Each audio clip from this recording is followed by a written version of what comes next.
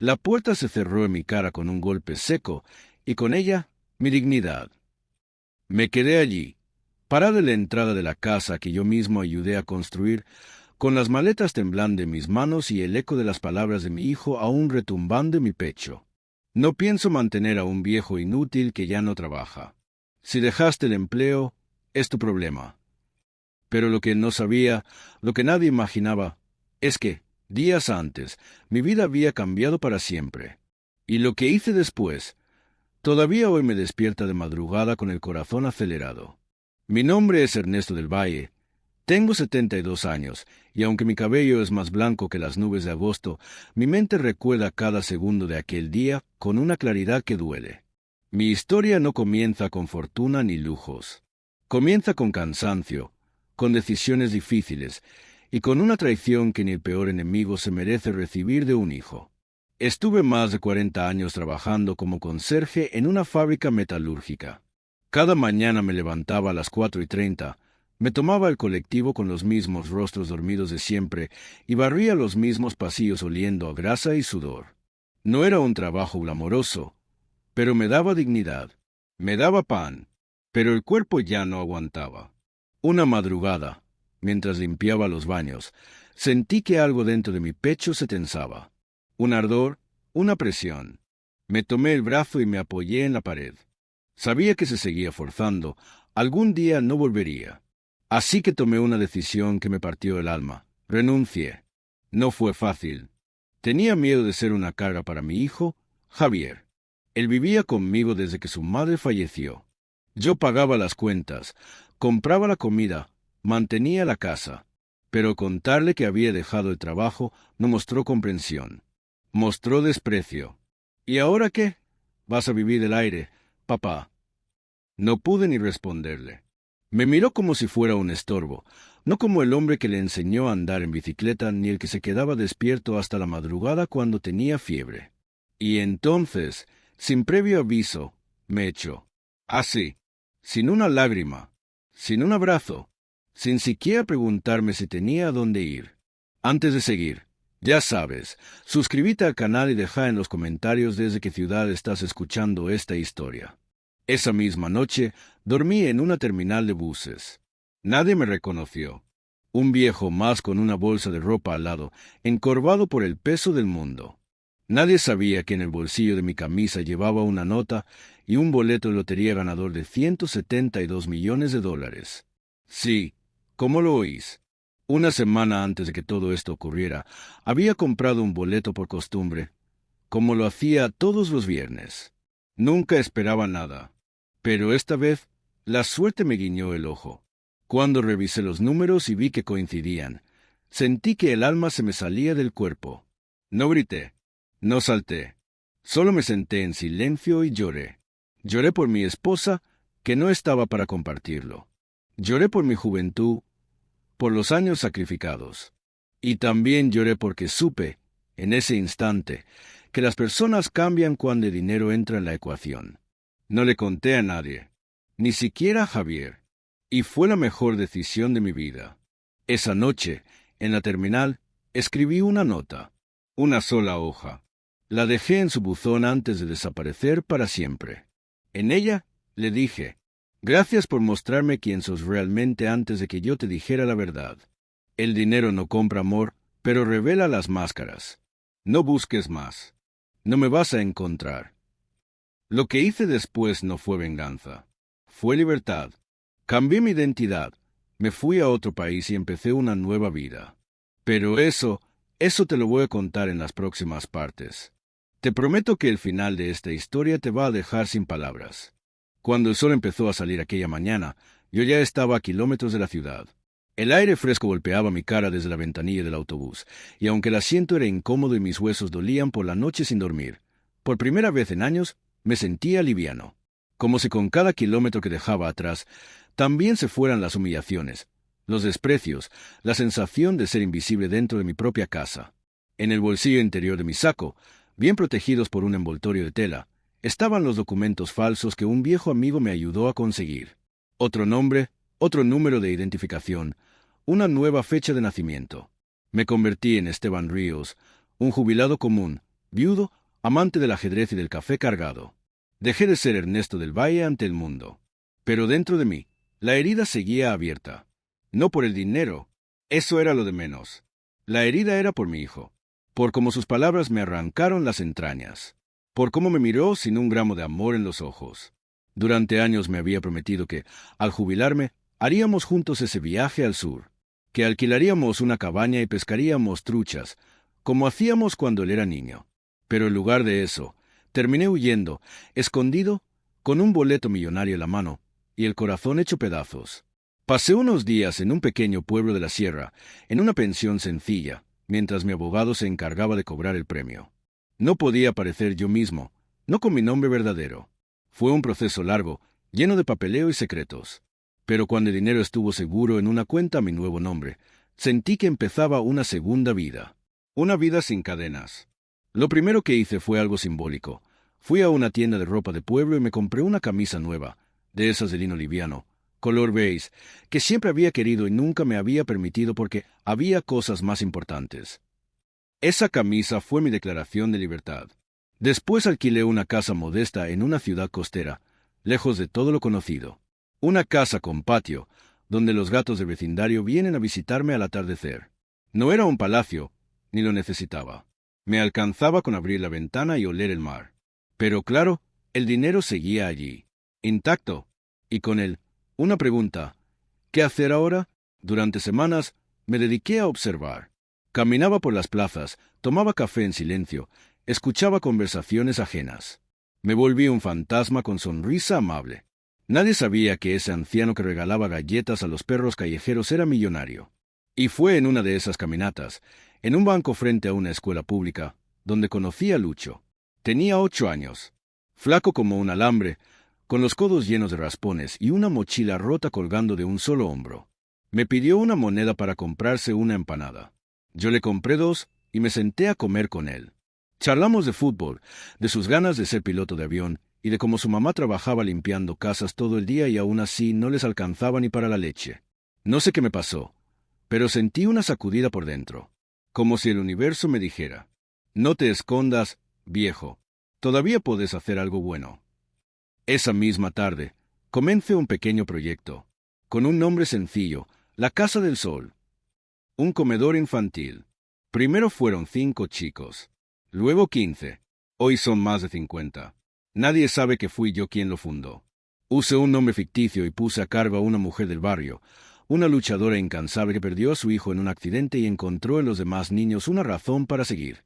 Mientras todo eso crecía, seguía escribiendo en mi cuaderno viejo. Crónicas, recuerdos, pensamientos sueltos. A veces me sentaba en el muelle y hablaba solo, como si le hablara a mi esposa. Le contaba de mi nueva vida, de los niños, del mar, del pan casero que aprendí a hacer con una vecina. Le contaba que me dolía. Sí, todavía dolía, porque aunque mi vida había cambiado para bien, había noches en las que me despertaba empapado en sudor, con el eco de aquella puerta cerrándose en mi cara. A veces pensaba en volver, en aparecer frente a Javier, mirar sus ojos y preguntarle si se arrepentía. Pero algo dentro de mí me detenía. Tal vez el orgullo, tal vez el miedo, o quizás simplemente entendí que algunas despedidas deben ser para siempre. Si estás disfrutando esta historia, suscríbete al canal y dale like para que más personas la conozcan. Y no todo fue paz y playa.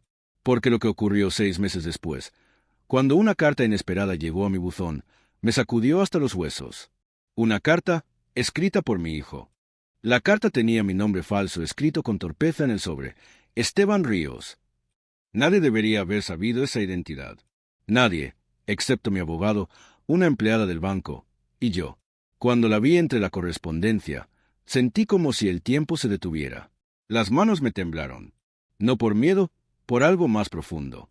Algo que uno no puede explicar con palabras. Un presentimiento. El remitente, Javier del Valle. Mi hijo.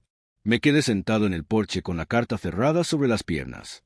La miraba como si pudiera cambiar su contenido con solo observarla el tiempo suficiente. Pensé en romperla, en quemarla, pero algo dentro de mí, algo viejo y testarudo, me obligó a abrirla. Era una hoja simple, escrita a mano.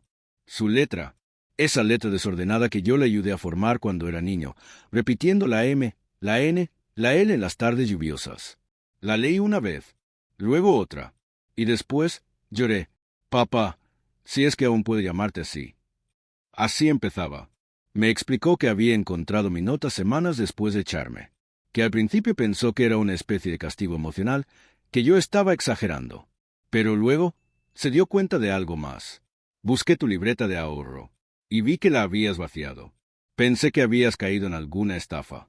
Pero después me llamó un abogado, uno que dijo representar a alguien llamado Esteban Ríos.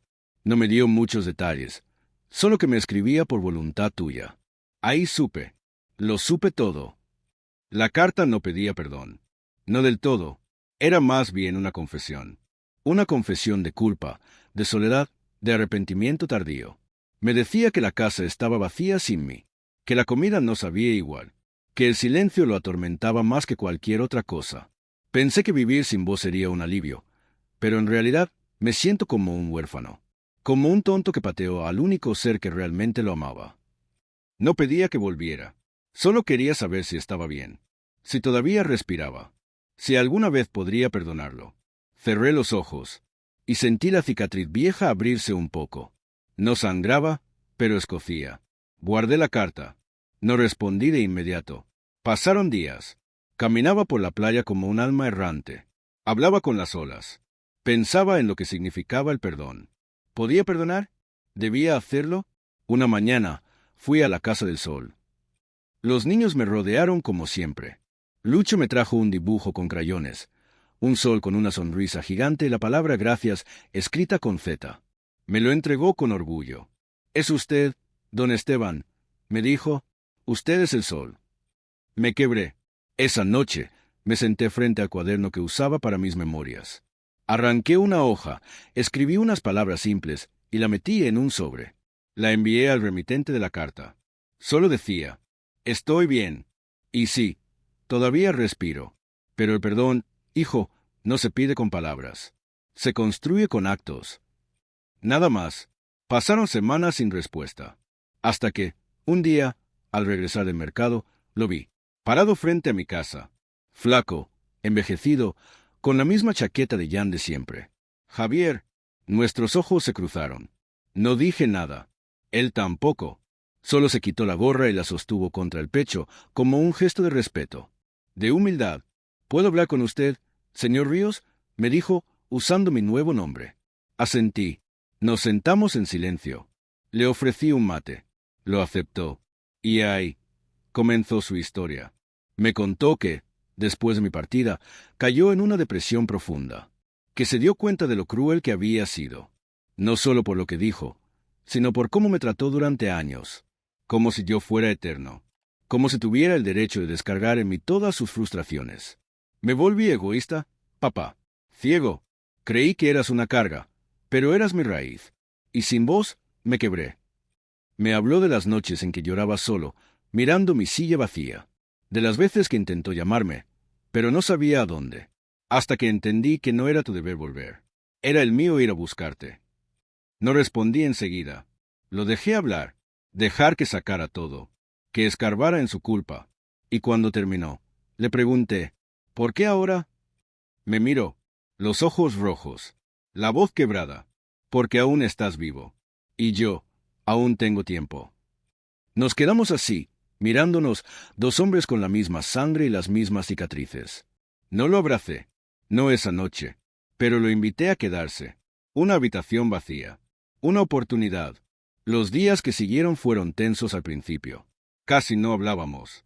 Pero cada gesto, lavar los platos, cebar el mate, ayudar en el comedor infantil, hablaba más que 1000 disculpas. Y ahí, mientras lo veía ayudar a los chicos, entendí algo. A veces, el verdadero arrepentimiento no se dice, se demuestra. Lo que pasó después, bueno, fue un giro que ni yo esperaba. Y cambió nuestras vidas para siempre. Era una mañana fresca, de esas en que el sol aparece tímido entre las nubes como si aún no estuviera seguro de querer salir. Javier se había despertado temprano. Lo encontré en la cocina, removiendo la olla del desayuno del comedor infantil con una cucharona de madera. Tenía el delantal puesto, uno que le quedaba ridículamente pequeño, y una expresión serena que no recordaba haber visto en él desde que era niño. No dijo nada al verme entrar. Solo me sirvió un café y me lo alcanzó con una media sonrisa. Yo tampoco hablé. A veces el silencio entre padre e hijo es más valioso que 1000 palabras mal dichas. Durante semanas convivimos en esa casa frente al mar.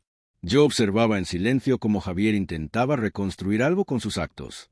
Ayudaba en el comedor, conversaba con los chicos, se involucraba en las tareas diarias.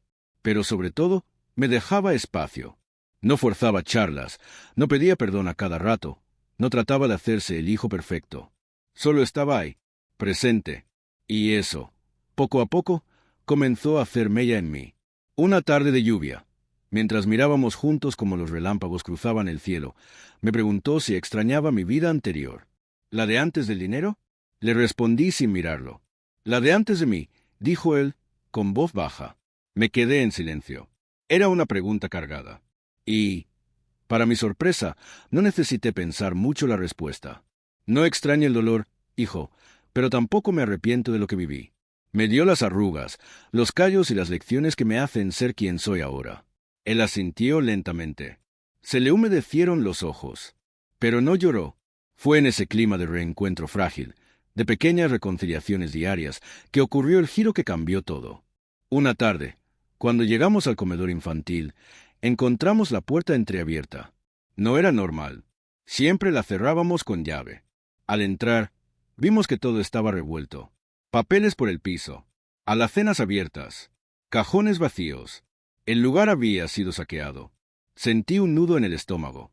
No por el robo en sí, los electrodomésticos se recuperan, sino por la idea de que algo tan puro, tan lleno de amor, fuera violentado así. Una de las voluntarias, Lorena, llegó corriendo. Don Esteban dijo agitada. Se llevaron la caja de donaciones y los documentos del registro. Javier apretó los puños. Yo me quedé en silencio, sintiendo una mezcla de impotencia y tristeza. Esa noche, en casa, hablamos por primera vez en mucho tiempo como dos hombres iguales, sin jerarquías de padre e hijo. Planeamos, pensamos y tomamos una decisión. Era hora de hacer algo grande. No solo reconstruir el comedor, sino ampliarlo, transformarlo. Con parte del dinero que aún conservaba, decidí comprar el terreno contiguo y fundar una escuela comunitaria. No solo para los chicos que venían a comer, sino para sus familias. Un lugar donde pudieran aprender oficios, terminar la primaria, recibir atención médica básica. Javier fue quien propuso el nombre, la segunda oportunidad. Y ahí supe que él también la había entendido. La vida nos estaba dando eso, una nueva chance. Y esta vez no íbamos a desaprovecharla. Comenzamos la obra sin hacer ruido. Todo fue registrado a nombre de una fundación anónima. No queríamos cámaras, ni prensa, ni aplausos. Solo queríamos construir algo que durara más que nosotros. Durante la construcción, Javier se volvió una pieza clave.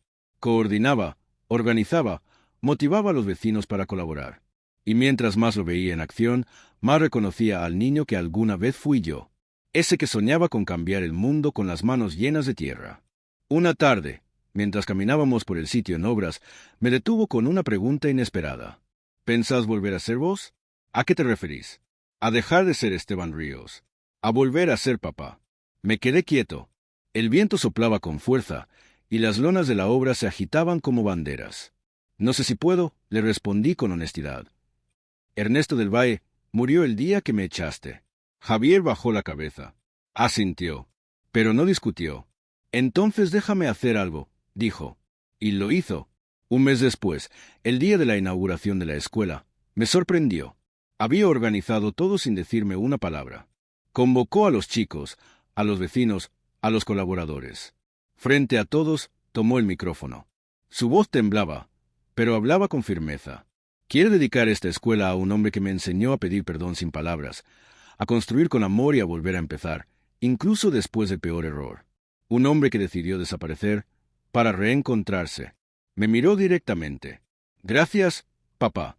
El público aplaudió. Yo no pude moverme. Me sentía de piedra, con el corazón latiendo tan fuerte que dolía.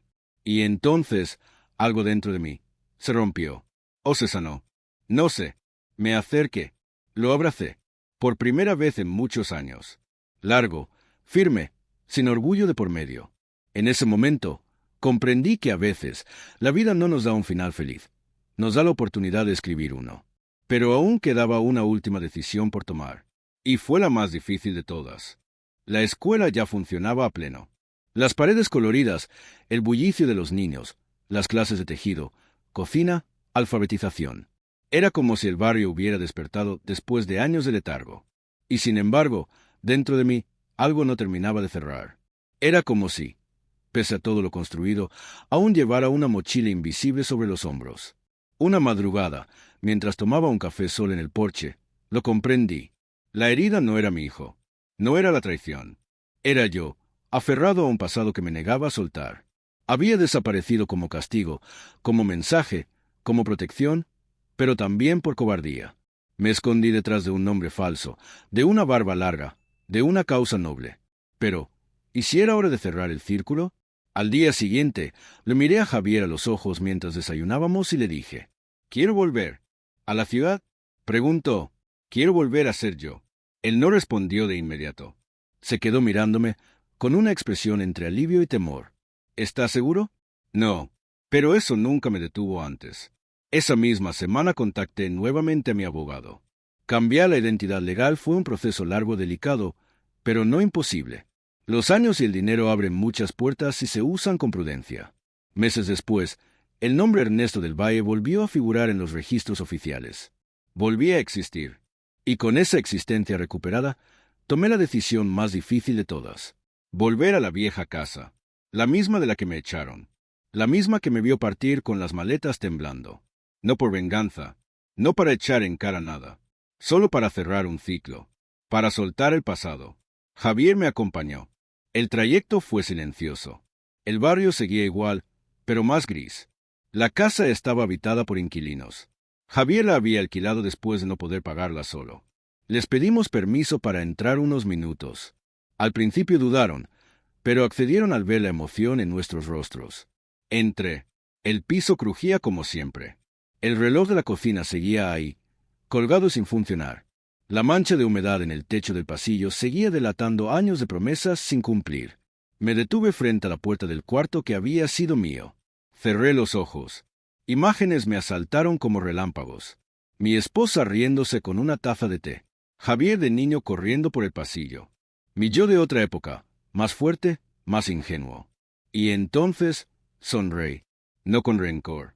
No con nostalgia, con gratitud, porque entendí que esa casa, con todas sus grietas, me había forjado, pero ya no me pertenecía. Volvimos a la costa ese mismo día, y fue ahí, de regreso en nuestro pequeño refugio frente al mar, donde tomé mi última gran decisión: donar el resto de mi fortuna. No toda, me quedé con lo justo para vivir tranquilo hasta el fin de mis días. Pero el resto lo destiné a una red de comedores, escuelas rurales, clínicas móviles y becas para jóvenes sin recursos. Todo en nombre de un benefactor anónimo. ¿Estás seguro, papá?, me preguntó Javier mientras firmaba los papeles. Más que nunca, porque entendí que el dinero solo vale cuando transforma, cuando sana, cuando construye lo que la vida sola no puede. Javier se quedó conmigo, no como castigo, no por culpa, por elección. Se volvió mi compañero de causa, mi amigo. Hoy, al despertar, preparo café para dos. Camino hasta la escuela, abrazo a los chicos, cuento historias viejas con sabor a verdad. Y por las tardes, vuelvo a sentarme en mi porche a mirar el mar. Los atardeceres no duelen como antes. Ahora acarician. A veces, algún vecino nuevo me pregunta si soy el famoso don Esteban del comedor. Yo sonrío y digo, no, hijo, soy solo Ernesto, un viejo que cometió errores y aprendió a tiempo que nunca es tarde para volver a empezar. Y si llegaste hasta aquí, quiero decirte algo. No esperes que el destino te regale segundas oportunidades. Créatelas. Con tus manos, con tu humildad, con tus actos. Porque al final, no es el dinero, ni el nombre, y la casa lo que define quién sos.